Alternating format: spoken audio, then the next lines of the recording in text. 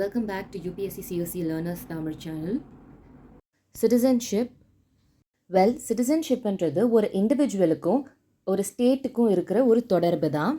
And அந்த individual பார்த்தீங்கன்னாக்கா அந்த நாட்டுக்கு விசுவாசமாக இருக்கிறதையும் அண்ட் அந்த நாடு அந்த இருக்கிற மக்களுக்கு சில ப்ரொடெக்ஷன் வழங்குறதையும் இந்த மாதிரியான ரிலேஷன்ஷிப் தான் அந்த சிட்டிசன்ஷிப்பை குறிக்குது. இப்போ லெசனுக்குள்ளே போகலாம். ஸோ இப்போ ஒரு மாடர்ன் ஸ்டேட்டுன்னு எடுத்துக்கிட்டோன்னாக்கா 2 விதமாக பீப்புளை பிரிக்கிறாங்க, அதாவது மக்களை. ஒரு சிட்டிசன், இன்னொரு குரூப் ஏலியன்ஸுன்ட்டு. சிட்டிசன்ன்றது அவங்க full time member of the state and அந்த நாட்டுக்கு அவங்க விசுவாசத்தோடு இருக்கிறது, அதாவது அலிஜியன்ஸ், லாயலோடு இருக்கிறது. அண்ட் அவங்களுக்குன்னு சில ரைட்ஸ் இருக்குது, like civil and political rights. வேறஸ் இந்த ஏலியன்ஸ் பார்த்தோன்னாக்கா அவங்க வேறு நாட்டை சேர்ந்தவங்க. ஃபார் எக்ஸாம்பிள் இந்தியா கேஸ் எடுத்துக்கிட்டோன்னா நம்ம சிட்டிசன் அண்ட் ஒரு பர்சன் ஏ கண்ட்ரிலேருந்து இந்தியாவுக்கு வராங்கன்னு வச்சுப்போம். அப்போ அந்த பர்சனை வந்து நம்ம ஏலியன் சொல்லுவோம் in respect to India. And இந்த ஏலியன் கேட்டகிரிலேயே பார்த்தோன்னாக்கா 2ஆக பிரியுது. ஒன்று ஃப்ரெண்ட்லி ஏலியன், இன்னொரு எனிமி ஏலியன். அண்ட் ஏலியன்ஸ் பார்த்தோன்னாக்கா சிவில் அண்ட் பொலிட்டிக்கல் ரைட்ஸ் வந்து ஒரு சிட்டிசனுக்கு கிடைக்கிற மாதிரி கிடைக்காது. ஸோ நான் coming back to friendly alien and enemy alien. So friendly ஏலியன்ன்றது ஒரு நல்ல ரிலேஷன்ஷிப்பில் இருக்கக்கூடிய கண்ட்ரீஸை தான் நம்ம ஃப்ரெண்ட்லி ஏலியன்ஸ்னு சொல்லுவோம். ஃபார் எக்ஸாம்பிள் இந்தியா அண்ட் ஏ கண்ட்ரின்னு வச்சுப்போம். இதில் இவங்க 2 பேரும் ஒரு நல்ல ரிலேஷன்ஷிப்பில் இருக்காங்கனாக்கா, ஏ கண்ட்ரிலேருந்து வரக்கூடிய பீப்புள் இந்தியாவில் ஸ்டே பண்ணுறாங்கன்னா நம்ம அவங்கள வந்து ஃப்ரெண்ட்லி ஏலியன் அப்படின்னு சொல்லுவோம். வேறஸ் இவங்க 2 பேருக்கும் ஏதாவது வார் நடக்குதுனாக்கா இந்த இடத்துல நம்ம அவங்கள எனிமி ஏலியன்னு சொல்லுவோம். So person from A country இந்தியாவுக்கு விசிட் பண்ணும்போது அவங்கள எனிமி ஏலியன்னு சொல்லுவோம். அண்ட் இந்த ஃப்ரெண்ட்லி அண்ட் எனிமி ஏலியனுக்குள்ளேயே நிறைய வித்தியாசங்கள் இருக்குது. லைக் ரைட்ஸ் படி பார்க்கும்போது கம்பேரிட்டிவாக ஃப்ரெண்ட்லி ஏலியனுக்கு அதிகமான ரைட்ஸ் வழங்குறாங்க. For example article 22. So protection against arrest and detention. இது எனிமி ஏலியனால் கிளைம் பண்ண முடியாது. இப்போ நம்ம சிட்டிசன்ஸ் அண்ட் ஏலியன்ஸ் இவங்களோட ரைட்ஸ் அண்ட் ப்ரிவிலேஜஸ் டிஃப்ரென்ஸை பற்றி பார்ப்போம் இப்போது. Article 15, article 16, article 19, article 29, article 30. இந்த ஆர்டிகல்ஸ் எல்லாமே பார்த்தீங்கன்னாக்கா ஒன்லி சிட்டிசன்ஸ் மட்டும்தான் என்ஜாய் பண்ண முடியும். ஸோ இதை பற்றி டீட்டெயிலாக நம்ம ஃபண்டமெண்டல் ரைட்ஸ் கிளாஸில் பார்க்கலாம். இல்லைனாக்கா நீங்கள் நம்மளோட இந்தியன் பாலிட்டி ஷார்ட்ஸ் பிளேலிஸ்ட்டை ரெஃபர் பண்ணுங்கள். அதில் நான் ஃபண்டமெண்டல் ரைட்ஸ் முடிச்சாச்சு, நீங்கள் அதில் பார்த்துக்கலாம். இப்போ நம்ம சில ப்ரிவிலேஜஸ் பற்றி பார்ப்போம். லோக்சபா, அதுக்கப்புறம் state legislative assemblies. So put it simple, லெஜிஸ்லேச்சரில் பார்த்தோன்னாக்கா ஓட் பண்ணுற உரிமை வந்து வெறும் சிட்டிசன்ஸுக்கு மட்டும்தான் பிரத்யேகமாக வழங்கப்படுது. அண்ட் அந்த லெஜிஸ்லேச்சரில் போட்டியிடுறதுக்குமே வெறும் சிட்டிசன்ஸுக்கு மட்டும்தான் அனுமதி இருக்குது. நெக்ஸ்ட் சில offices, public offices. Put it simple, government office. So president of India, vice president, supreme court judge, அப்புறம் high court judge, attorney general of India, advocate general of the states, அப்புறம் கவர்னர் ஆஃப் த ஸ்டேட்ஸ். இந்த பதவிகள்லாம் வெறும் Indian சிட்டிசனால் மட்டும்தான் இந்த பதவிகளெல்லாம் வகிக்க முடியும். Also சில டியூட்டிஸோ சிட்டிசன்ஸுக்கு இருக்குது. ஸோ அந்த டியூட்டிஸ் என்னன்னு பார்ப்போம். டேக்ஸ் பே பண்ணுறது, நேஷ்னல் ஃப்ளாக், நேஷ்னல் ஆந்தமுக்கு ரெஸ்பெக்ட் பண்ணுறது, அப்புறம் நாடு வந்து ஏதாவது ஒரு ஆபத்தில் இருக்கிற நிலையில் அதை பாதுகாக்கக்கூடிய ஒரு பொறுப்பு நம்ம இந்தியன் சிட்டிசன்ஸுக்கு இருக்குது. ஒரு பர்சன் நம்ம இந்திய குடிமகனாக ஆகணும்னாக்கா நிறைய வழிகள் நம்ம கான்ஸ்டிடியூஷனில் சொல்லியிருக்காங்க. அண்ட் ஆல்சோ நம்ம பார்லிமெண்ட்டும் சில ப்ரொவிஷன்ஸ் கொண்டு வந்திருப்பாங்க. அதுபடி பார்க்கும்போது ஒன் ஆஃப் த டைப் வந்து நேச்சுரலைஸ்டு சிட்டிசன். அதை பற்றி நம்ம டீட்டெயிலாக வர கிளாஸில் பார்ப்போம். பட் இது மட்டும் ஞாபகம் வச்சுக்கோங்க, citizenship by birth and naturalisation, இந்த 2 ப்ராசஸ் மூலியமாக ஒரு இண்டிவிஜுவலால் பிரசிடென்ட் ஆஃப் இந்தியாவாக ஆக முடியும்.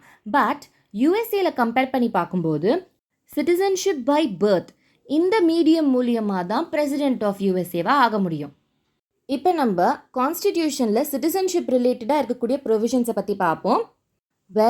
ஆர்டிக்கல் 5 to 11 இது எல்லாமே வந்து சிட்டிசன்ஷிப் பற்றி டீல் பண்ணக்கூடிய ப்ரொவிஷன்ஸ். இது பார்ட் 2ல் இருக்கும். அண்ட் ஆல்சோ இந்த ஆர்டிகல்ஸ் பற்றி நம்ம இந்தியன் பாலிட்டி ஷார்ட்ஸ் பிளேலிஸ்ட்டில் அப்லோட் பண்ணியிருக்கேன், பார்த்துக்கோங்க. இப்போ லெசனில் என்ன சொல்லியிருக்காங்கன்னு பார்ப்போம்.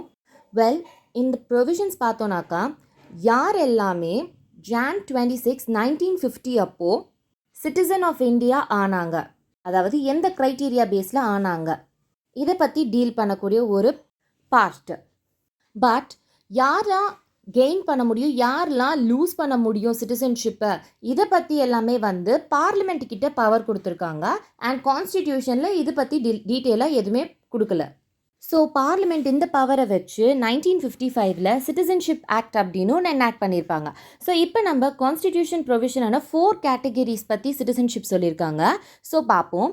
ஃபர்ஸ்ட் கேட்டகரி, ஸோ ஒரு பர்சனுக்கு வந்து இந்தியாவில் டாமிசைல் இருக்கணும், அதாவது ரெசிடென்ஸ். இப்போ நம்ம எங்கே போனாலுமே திரும்ப ஒரு இடத்துக்கு வந்து ஸ்டே பண்ணுறோம் இல்லையா, அதுதான் லைக் பெர்மனெண்ட்டாக. டு புட் இட் சிம்பிள், நமக்குன்னு ஒரு அட்ரஸ் இருக்குது இல்லையா, அதான். ஸோ இது ஃபர்ஸ்ட் கண்டிஷன். அது கூட நான் சொல்ல போகிற any one of the 3 conditions அவங்க ஃபில் பண்ணி ஆகணும். ஃபர்ஸ்ட் ஒன்று இந்தியாவில் அவங்க பிறந்திருக்கணும், இல்லைனாக்கா அவங்க அப்பா இல்லைனா அம்மா இந்தியாவில் பிறந்திருக்கணும். இன்னொரு கண்டிஷன் பார்த்தீங்கன்னாக்கா, நம்ம கான்ஸ்டிடியூஷன் தட் இஸ் Jan 26, 1950க்கு முன்னாடி ஒரு 5 வருஷம் ஆர்டினரி ரெசிடெண்ட்டாக இந்தியாவில் அவங்க இருந்திருக்கணும். ஸோ நான் மேலே சொன்ன அந்த ஃபர்ஸ்ட் கண்டிஷன் அண்ட் கீழே சொன்ன அந்த எனி ஒன், அந்த 3 இதில் எனி ஒன் அவங்க சாட்டிஸ்ஃபை பண்ணியிருந்தாங்கனாக்கா அவங்க எல்லாருமே சிட்டிசன் ஆஃப் இந்தியாவாக ஆனாங்க. செகண்ட் கேட்டகிரி, நமக்கு வந்து 1947 அன்டிவைடட் இந்தியா பார்த்தீங்கன்னாக்கா இந்தியா அண்ட் பாகிஸ்தான் அப்படின்னு பிரிஞ்சுது இல்லையா. ஸோ அந்த பாகிஸ்தான் ரீஜனில் இருந்து இந்தியாவுக்கு மைக்ரேட் ஆகி வந்தவங்களை பற்றி சொல்கிறது தான் இந்த செகண்ட் கேட்டகிரி. ஸோ இப்போ டீட்டெயிலாக பார்ப்போம். ஸோ அந்த மாதிரி பாகிஸ்தான்லேருந்து இந்தியாவுக்கு மைக்ரேட் ஆகி வந்தவங்க, அந்த பர்சன் இல்லைனாக்கா அந்த பர்சனோட அம்மா இல்லைனா அப்பா, இல்லைனாக்கா அம்மா வழி தாத்தா பாட்டி, இல்லைனாக்கா அப்பா வழி தாத்தா பாட்டி அன்டிவைடட் இந்தியாவில் பிறந்திருக்கணும். ஸோ ஃபர்ஸ்ட் கண்டிஷன் பார்த்தீங்கன்னாக்கா 3 இண்டிவிஜுவல் ஆப்ஷன் கொடுத்துருக்காங்க. அண்ட் அந்த ஃபர்ஸ்ட் ஆப்ஷன் ஃபுல்ஃபில் பண்ணிவிட்டு இப்போ சொல்ல போகிற எனி ஒன் ஆப்ஷன் அவங்க ஃபுல்ஃபில் பண்ணணும். ஃபர்ஸ்ட் ஒன் பார்த்தீங்கன்னாக்கா அந்த மைக்ரேஷன் டைம் பார்த்தோன்னா July 19, 1948க்கு முன்னாடி அவங்க இந்தியாவுக்கு வந்திருக்கணும். அப்படி அந்த பர்சன் வந்திருந்தா அவங்க என்ன பண்ணணுன்னாக்கா ஆர்டினரி ரெசிடெண்ட்டாக இருந்திருக்கணும் சின்ஸ் அவங்க மைக்ரேட் பண்ணி வந்த டேட்லேருந்து. பட் கண்டிஷன் என்னன்னாக்கா July 19, 1948க்கு முன்னாடி இருந்திருக்கணும். இல்லைனாக்கா July 19, 1948க்கு அப்புறம் இல்லைனா அன்னைக்கு அவங்க மைக்ரேட் ஆகி வரும்போது அவங்களுக்கு ஒரு ஆப்ஷன் கொடுத்துருக்காங்க, அவங்க சிட்டிசன் ஆஃப் இந்தியா அப்படின்னு அவங்கள ரெஜிஸ்டர் பண்ணிக்கணும். பட் இந்த ரெஜிஸ்ட்ரேஷனுக்கு ஒரு கண்டிஷன் இருக்குது.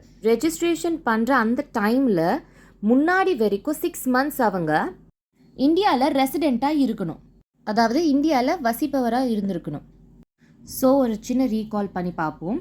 என்ன ஆகுதுனாக்கா பாகிஸ்தான்லேருந்து இந்தியாவுக்கு மைக்ரேட் ஆகி வந்தவங்க, இல்லைனாக்கா எனி ஆஃப் ஹிஸ் பேரண்ட்ஸ், அப்பா இல்லைனா அம்மா, அதே மாதிரி any of his grand parents undivided இந்தியாவில் பிறந்திருக்கணும். அண்ட் கூடவே இந்த மைக்ரேஷனுக்கு ஒரு டேட் ஃபிக்ஸ் பண்ணியிருக்காங்க, July 19, 1948. ஸோ அந்த குறித்த டேட்டுக்கு முன்னாடி அவங்க வந்திருந்தாங்கனாக்கா ஆர்டினரி ரெசிடெண்ட்டாக அவங்க மைக்ரேட் ஆகி வந்த நாளில் இருந்து அவங்க ஆர்டினரி ரெசிடெண்ட்டாக இருந்திருக்கணும்.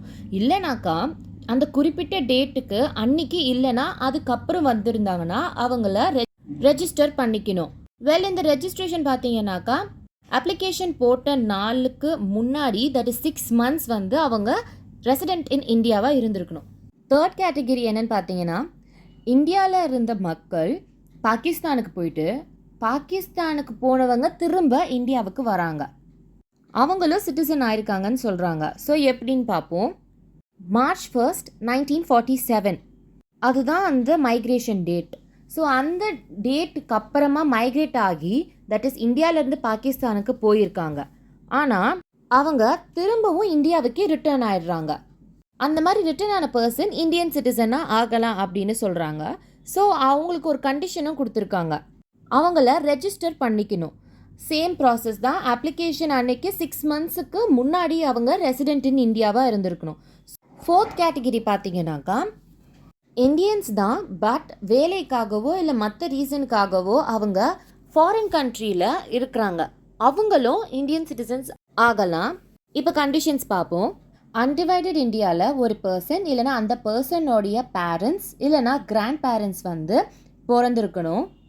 பட் இப்போ அவங்க ஆர்டினரி ரெசிடெண்ட்டாக அவுட் சைட் இந்தியாவில் இருக்கிறாங்க. அந்த மாதிரி அவுட் சைட் இந்தியாவில் ஆர்டினரி ரெசிடெண்ட்டாக இருந்தவங்க சிட்டிசன்ஸ் ஆகிருக்காங்க. அதோட கண்டிஷன் என்னன்னு பார்த்தீங்கன்னா, அவங்க ஸ்டே பண்ணக்கூடிய அந்த நாட்டில் அவங்க இந்தியாவை தூதரகத்தில் சிட்டிசன் ஆஃப் இந்தியான்னு அவங்கள ரெஜிஸ்டர் பண்ணிக்கணும். இந்த ரெஜிஸ்ட்ரேஷன் பார்த்தீங்கன்னா Jan 26, 1950 நம்மளோட கமென்ஸ்மெண்ட் ஆஃப் த கான்ஸ்டிடியூஷன் இல்லையா, அதுக்கு முன்னாடி இல்லைனா அதுக்கப்புறமா கூட பண்ணிக்கலாம்.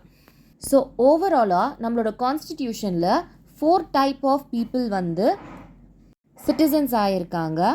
So person domiciled in India, அதுக்கப்புறம் migrated from Pakistan, and next migrated from India to Pakistan and back to India.